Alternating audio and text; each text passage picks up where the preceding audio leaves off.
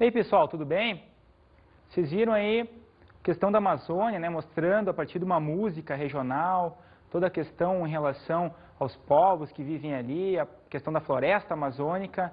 Então, dessa forma, o tema da nossa aula de hoje é a região norte do Brasil. Afinal, qual o critério para definir uma região? Basicamente, uma região vai agregar alguns fatores que podem ser de ordem econômica, podem ser também em relação ao clima de uma determinada área, sua vegetação, os aspectos relacionados ao relevo. Logo, eu terei algumas áreas no Brasil destinadas a partir da criação do IBGE, principalmente em função desses critérios geográficos. A região norte do Brasil é uma região que tem como características principais a questão da floresta amazônica. Quase tudo que se fala em relação à região norte, em todos os critérios, tanto econômicos, sociais, políticos, dizem respeito principalmente sobre a questão da floresta e como os recursos são utilizados dentro do território amazônico e de que forma os estados da região norte se beneficiam desta floresta que é considerada hoje a maior floresta do mundo. Observe no mapa político quais são os estados que compõem a região norte: Acre, Amazonas, Rondônia, Roraima, Pará, Amapá e Tocantins.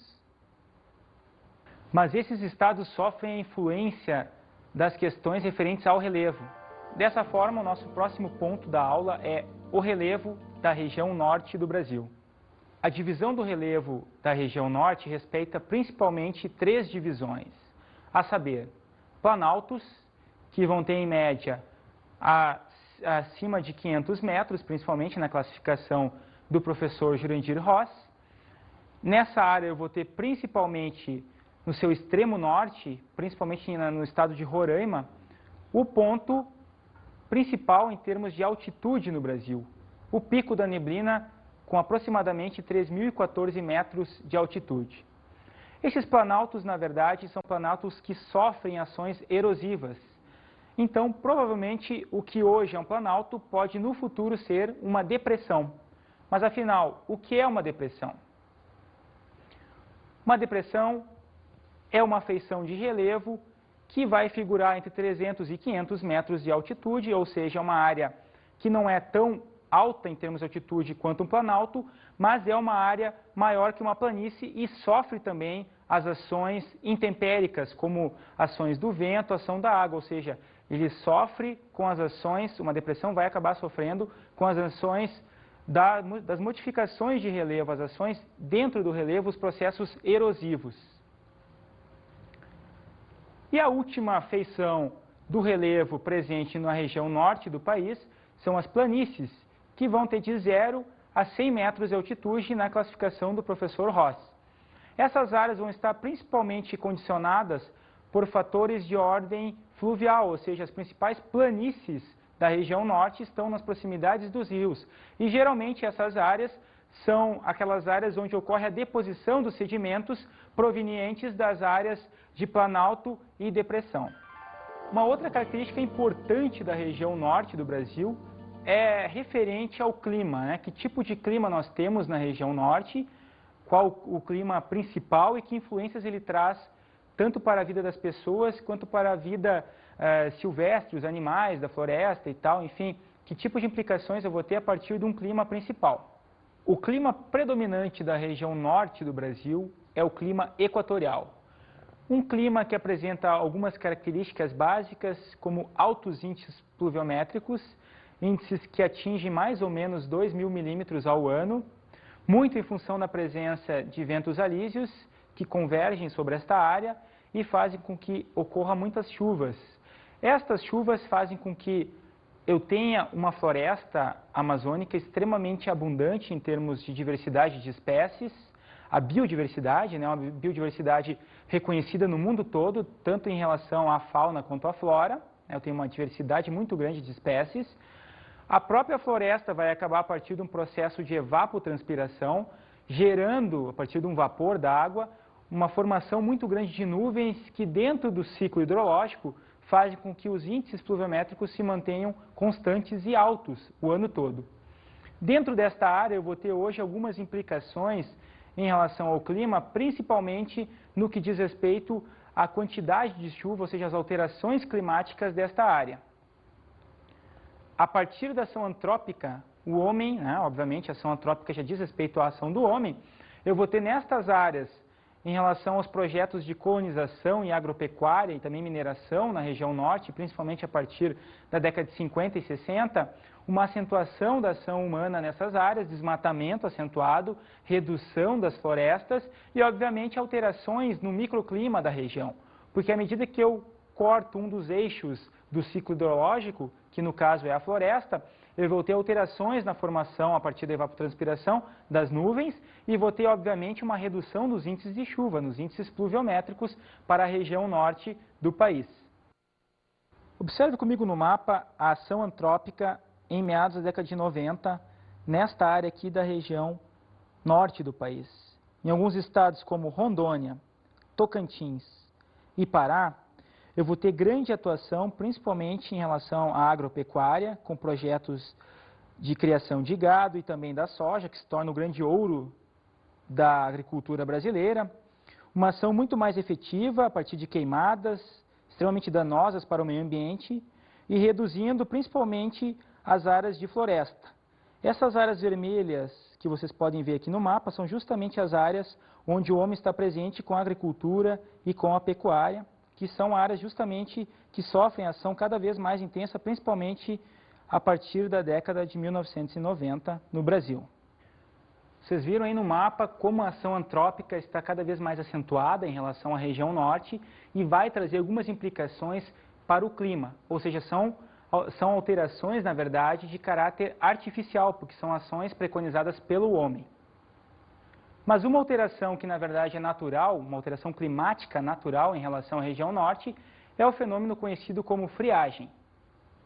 Friagem, na verdade, vai ser um processo relacionado a deslocamento de massas, principalmente uma massa polar, oriunda do extremo sul do continente latino-americano. A gente vai ter depois um deslocamento dela a partir do Rio Grande do Sul em relação à Amazônia. E esse tipo de massa, como é uma massa de ar frio, vai trazer, na verdade, como consequência, uma redução na temperatura em cidades como Belém e Manaus, por exemplo. Essa redução pode ser na ordem de 5, 6, 7 graus no máximo, e essa massa que chega até a região amazônica, na verdade, que é uma região de predomínio de massas equatoriais, vai estender por no máximo 2, 3 dias, nada mais do que isso, e pode, obviamente, alterar o que? A vida da população local, que vai estranhar que a temperatura caiu 5, 6 graus, que a temperatura média é entre 25 a 30 graus no máximo, por dia, a temperatura média, e eu vou ter uma redução desses índices que vão, de alguma forma, alterar o tipo de roupa que a população local vai utilizar no seu dia a dia. Esse é o fenômeno da friagem, que tem, na verdade, uma alteração a partir de trocas de massa de ar. Uma massa fria consegue se sobrepor sobre as massas de ar quentes e consegue chegar, inclusive, até a região norte do Brasil, causando aí algumas alterações no clima regional. Outra característica importante da região norte do Brasil diz respeito à sua hidrografia. A hidrografia da região norte é extremamente importante, principalmente em relação à questão econômica da região, ou seja, a população ribeirinha acaba utilizando os rios da região, rios como o Rio Amazonas, que hoje é considerado o maior rio do mundo em volume e extensão também.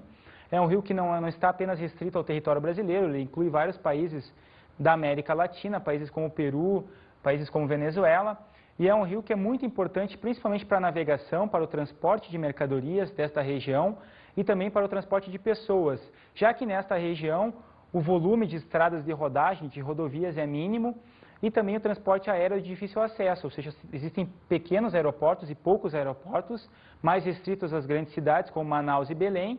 Nas demais regiões o que predomina são os rios, a partir da navegação, a partir das hidrovias, a população acaba tendo que consumir produtos muitas vezes localizados dentro de supermercados móveis, em barcos, a população para. Esses barcos aí vão acabar levando quase todo o sustento das populações ribeirinhas da Amazônia e, ao mesmo tempo, vão escoar uma série de produtos, tanto produtos oriundos, por exemplo, da da chamada Zona Franca de Manaus, quanto em relação aos projetos de mineração, como o projeto de Carajás e o Vale do Jari, enfim, projetos que vão alavancar também não só a industrialização de algumas áreas como a Zona Franca, mas também a industrialização das demais regiões brasileiras e também vão gerar uma série de divisas para a economia brasileira como um todo. Outro fator importante em relação à questão das hidrovias diz respeito ao transporte relacionado às madeireiras. Grande quantidade de indústrias madeireiras vão utilizar os rios para escoamento e também em função da celulose, ou seja, o mercado internacional de celulose, principalmente a partir de empresas canadenses, vão acabar entrando na região norte do país para a compra dessas madeiras que serão transportadas pelos rios em direção a países como o Canadá. Essa madeira será no período seguinte beneficiada e transformada em folhas, enfim, uma série de materiais utilizados em escritórios, em escolas, enfim, uma série de papéis e formas para utilização em um determinado tipo de indústria atrelado à indústria da celulose. Outra atividade relacionada à hidrografia da região norte, que gera uma série de divisas para os estados desta região, diz respeito à questão do turismo. Turismo ecológico, sobretudo, com a utilização de grandes navegações não só pertencentes aos estados da região, mas também navegações internacionais que adentram a partir do oceano em direção a rios como o Amazonas. E aí a gente vai ter o quê? A gente vai ter uma série de atividades turísticas, inclusive com a formação de hotéis no meio da floresta amazônica, para atender às demandas dos turistas europeus, japoneses e norte-americanos, sobretudo. Outro atrativo turístico da região norte é o fenômeno da pororoca. Nossa equipe saiu à rua perguntando se a população sabe o que é esse fenômeno chamado de pororoca. Roda aí.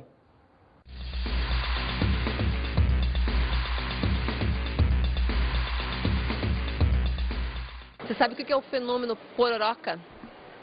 Acho que sei, aquele do rio, né? Fenômeno da natureza, né? Que ninguém explica isso. A água do mar e a água do rio Amazonas. O fenômeno pororoca da onda, que é o rio que vem no sentido do mar, né? E daí tem uma mudança de nível, daí vai fazendo uma onda. Uma coisa muito legal assim, a questão das cores da água, né? É uma água de uma cor, outra de uma outra cor. E acontece uma vez por ano, se não me engano. O pororoca é a união de rios. Acho que a maré do mar, quando sobe, ele ergue e dá diferença de nível de mar e forma onda. Bem, vocês viram aí que a população tem opiniões a respeito do fenômeno. Algumas pessoas conhecem realmente o que quer dizer esse fenômeno da pororoca. Na verdade, explicando melhor o que significa esse fenômeno, é um fenômeno que diz respeito ao encontro de águas tanto de origem marítima quanto de origem fluvial. O encontro das águas do rio Amazonas com as águas do Oceano Atlântico vão fazer com que, na verdade, por uma diferença de densidade de água, eu tenha a formação de gigantes ondas, né? Ou pelo menos ondas muito maiores do que as normalmente verificadas para a área. Esse fenômeno é um fenômeno que os turistas gostam muito de visualizar nesta região, os barcos acabam próximos ali verificando quando funciona esse processo.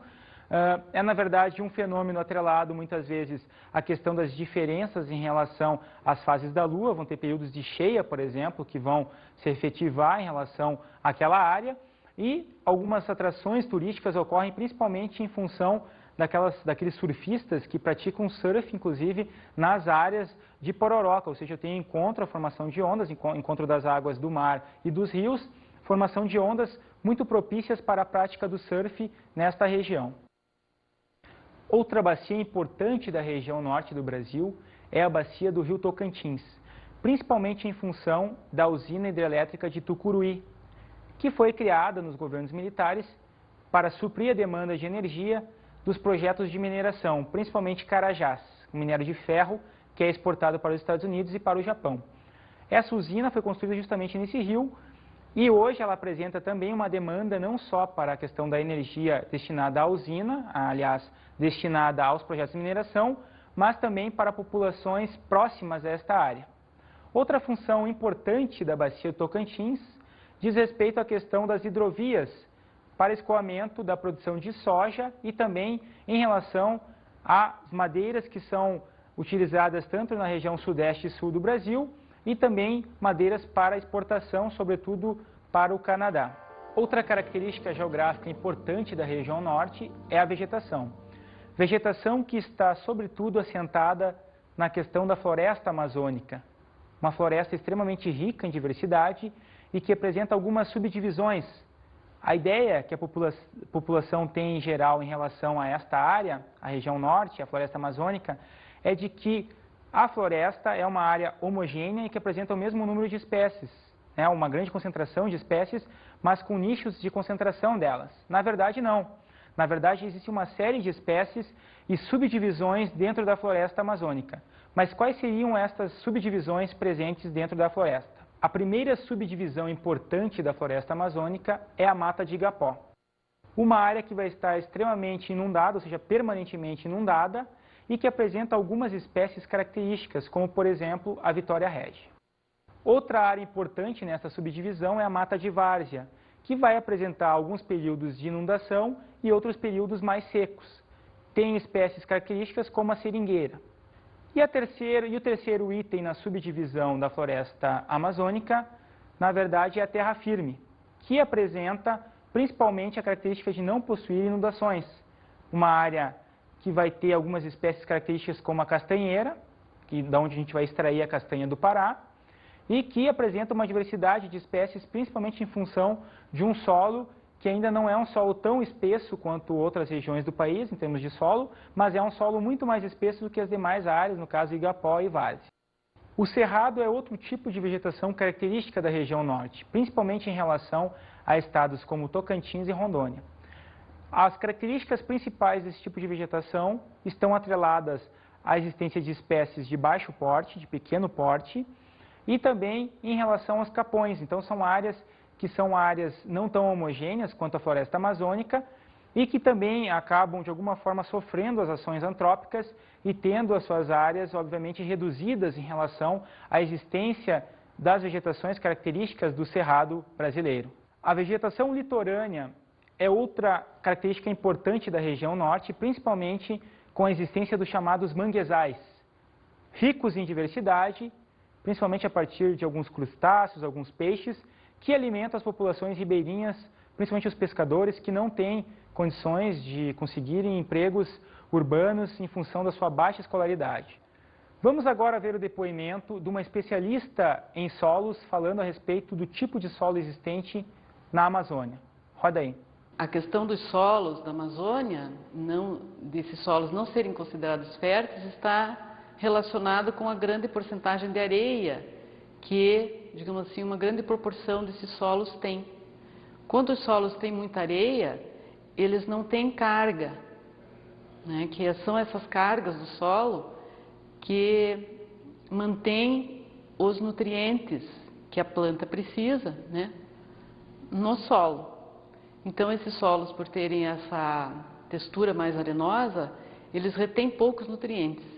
Então, a fertilidade, na verdade, dos solos da Amazônia, desses solos mais arenosos, ela é devida à matéria orgânica. Então, a riqueza daqueles solos é a matéria orgânica. E a fonte da matéria orgânica, quer dizer, da onde que vem essa matéria orgânica? Ela vem da vegetação, né, da floresta.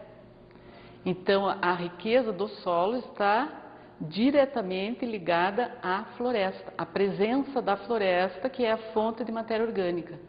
Então, essa matéria orgânica, quando chega no solo, né, as folhas, né, os galhos, os frutos que caem, ela vai ser decomposta pelos micro-organismos. E nesse processo de decomposição, ela vai liberando aqueles nutrientes que estavam na matéria orgânica e que podem ser reabsorvidos pelas raízes das árvores. Então, é por isso que a gente não considera os solos férteis, né, do ponto de vista mais técnico. Dentro das características regionais da própria região norte, a gente vai ter um fator importante, um fator econômico importante relacionado à extração, principalmente em relação à extração vegetal. Alguns cultivos ocorrem na Amazônia desde o início do século XX. Por exemplo, a questão das seringueiras, que vão gerar o látex, um líquido viscoso que servirá para a utilização nas indústrias da borracha, indústrias ligadas à questão dos calçados, dos pneus, enfim.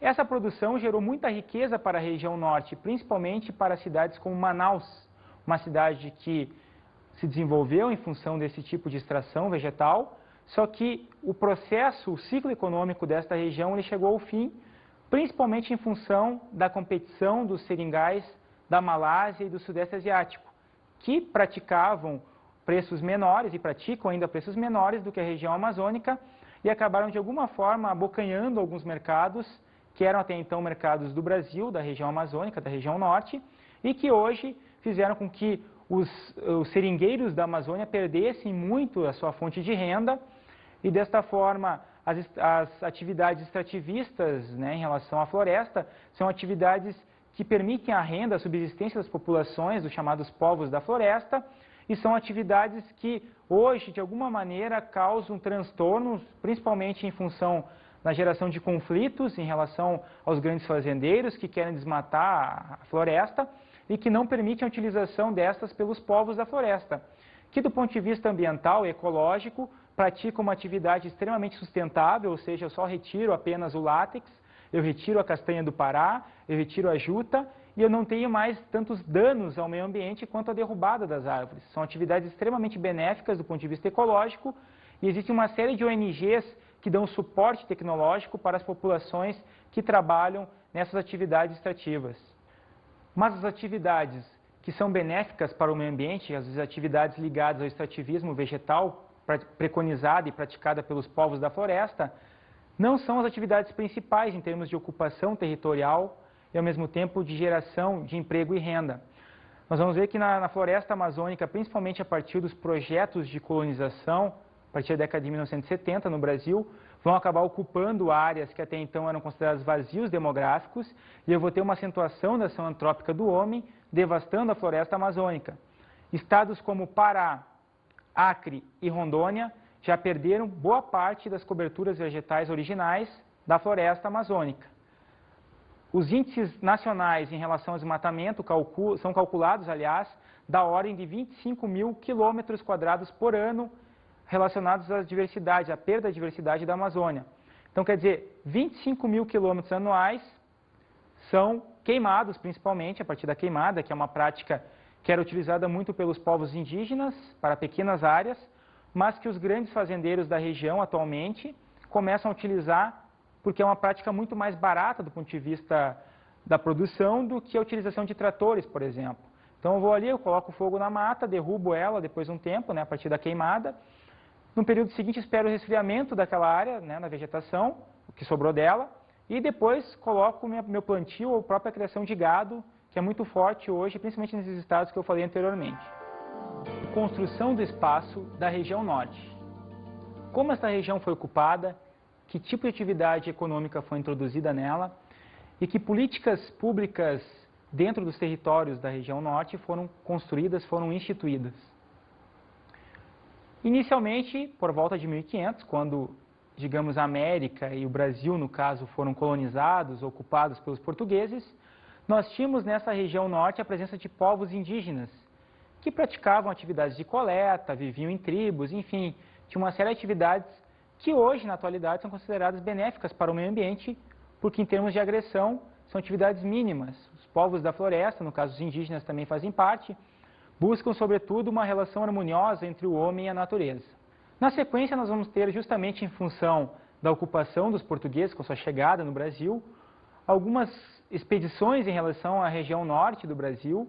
Alguns povos jesuítas também tentaram, de alguma forma, colonizar, né, ou catequizar os índios da Amazônia e instituíram algumas colônias que não vingaram em termos de ocupação, principalmente em função do difícil acesso da região amazônica. Terceiro povo importante em termos de ocupação do território da região norte foram os japoneses, povos que utilizaram principalmente a partir da agricultura, do cultivo de vegetais e também da produção de pimenta do reino, conseguiram desenvolver uma agricultura extremamente competitiva. E hoje esses povos, esses japoneses que colonizaram a região norte, são os grandes responsáveis pelo abastecimento de cidades como Manaus, como Belém, enfim. Eles têm hoje uma atividade econômica extremamente rentável e também geradora de renda para as populações aí, descendentes de japoneses. E por último, temos a presença dos brasileiros na região, principalmente a partir de projetos de colonização e ocupação desta área, tanto em relação aos nordestinos que migraram para a região norte, quanto em relação aos gaúchos paranaenses que migraram também para esta região em função da questão da soja, da questão da agropecuária. Hoje, boa parte desses povos estão presentes em cidades como Manaus, Belém, praticam atividades como comércio também nessas áreas, levando a sua cultura, introduzindo aí uma série de atividades econômicas viáveis para a região. Então a gente vai ter na sequência o quê? Uma miscigenação de povos presentes na região amazônica ou na região norte como um todo. Povos que têm diferentes culturas, diferentes formas de ganhos em relação à economia e que acabam movimentando em muito a região, principalmente a partir dessas atividades como extrativismo, como agropecuária, como a mineração, e acabam gerando renda para esses povos que chegaram no território, no caso, depois dos indígenas e que hoje já são responsáveis por um alto grau de urbanização, grau esse já de 69%, e que é um grau ainda abaixo da média brasileira de 80%, mas que vem crescendo gradativamente em função dessas atividades econômicas. Mas como se deu a integração da região norte? Como as cidades começaram a se interligar? Que tipo de atividades eu desenvolvi na região, atividades integradoras desta região?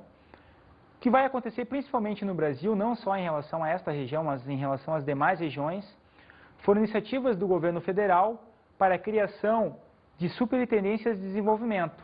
No caso da região norte, foi a criação da SUDAM, Superintendência do Desenvolvimento da Amazônia, que gerou uma série de políticas dentro da região, no sentido de aumentar os índices de emprego, aumentar a geração de renda, de eletricidade, aumentar as infraestruturas básicas do território pertencente à região norte.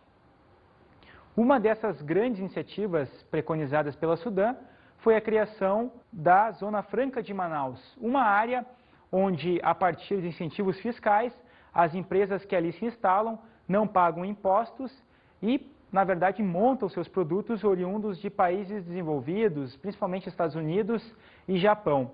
Nestas áreas eu vou ter a produção, no caso da Zona Franca, desde motos, veículos até eletroeletrônicos, que na verdade não são fabricados naquela área, são apenas montados, porque boa parte das peças utilizadas para esta montagem são oriundas dos países de origem, dos Estados Unidos, do Japão, enfim.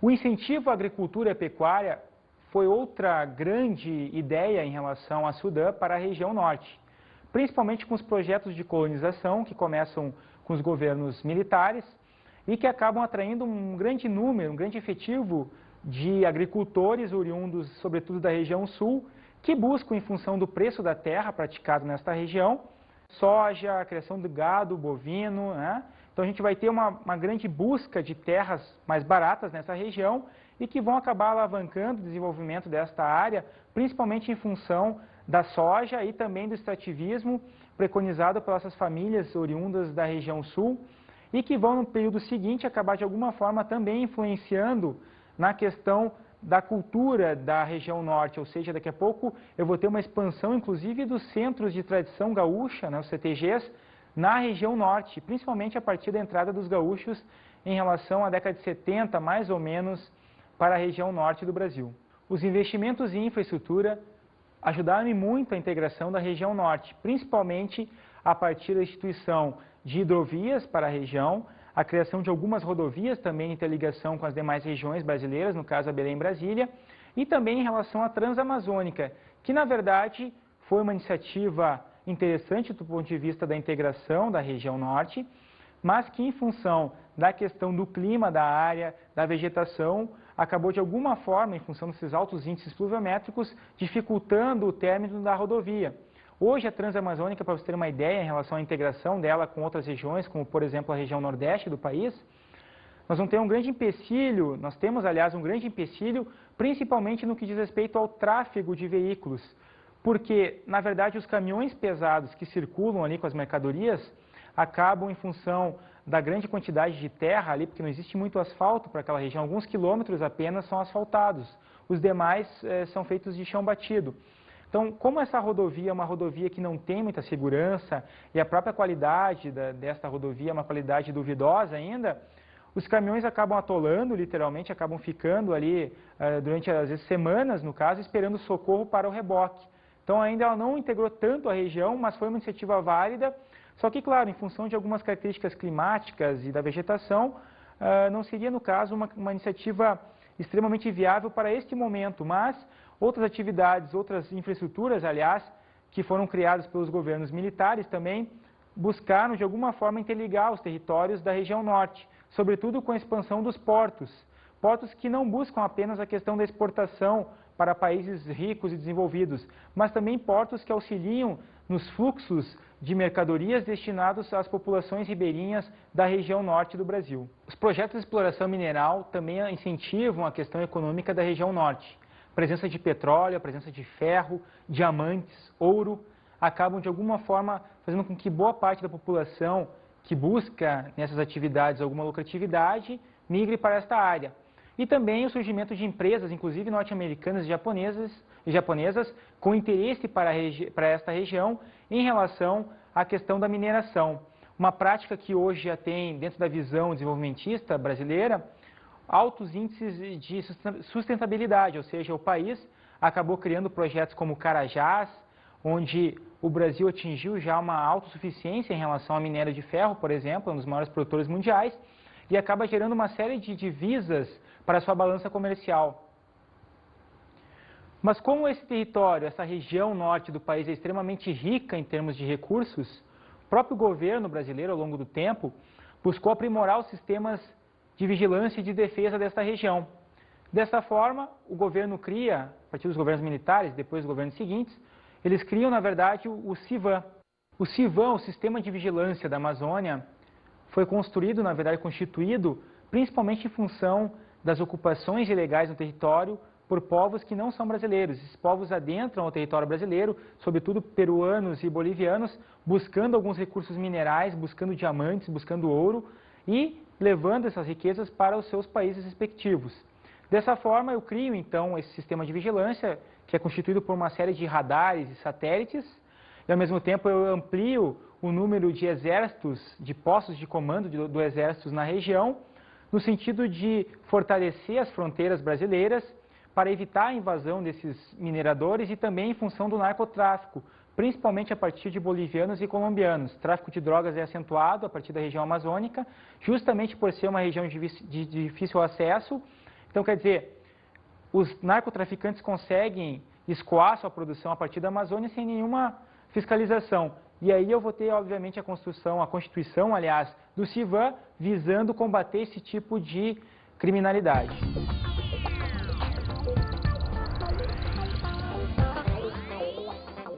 Bem, pessoal, minha dica de estudo é, se vocês tiverem tempo, acessem o site www.impa.gov.br.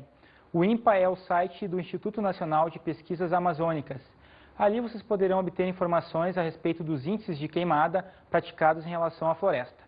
Outra dica importante é o Atlas Escolar do IBGE, um atlas onde vocês poderão ter acesso aos mapas utilizados nesta aula, mapas que mostram a ação antrópica do homem e mapas também que mostram as hidrovias existentes na região norte do Brasil. Espero que vocês tenham gostado da nossa aula, bons estudos e até a próxima.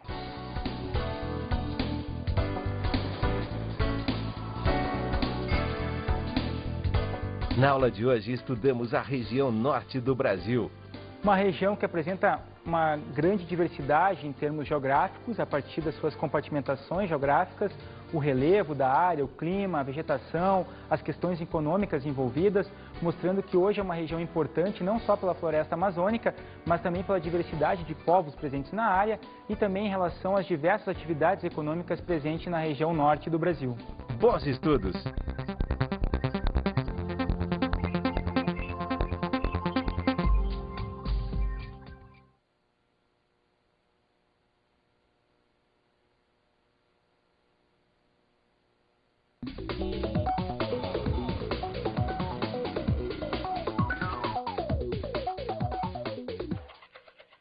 Bem, professora, a minha dica de estudo para você trabalhar em sala de aula com seus alunos é mostrar para eles a questão da diversidade presente na floresta amazônica e na região norte como um todo e também os conflitos gerados a partir dessa ocupação, que foi uma ocupação desenfreada, ou seja, não houve uma preocupação em relação aos recursos existentes da área, mostrar para esse aluno que a floresta hoje ela é uma disputa, é um centro de disputas em relação a uma série de povos, né, uma série de tipos de profissionais, podem ser tipos de atividades, aliás, podem ser agricultores, eu tenho grileiros, que são aquelas pessoas que não têm o título de posse, mas tentam conseguir forjar um título. Eu vou ter mineradores, eu vou ter uma série de atividades agrícolas, vou ter uma série de atividades de extrativismo, tanto vegetal quanto mineral, que vão acabar causando conflitos agrários, conflitos em relação à posse da terra da região norte do Brasil. Espero que vocês tenham gostado da nossa aula. Até a próxima.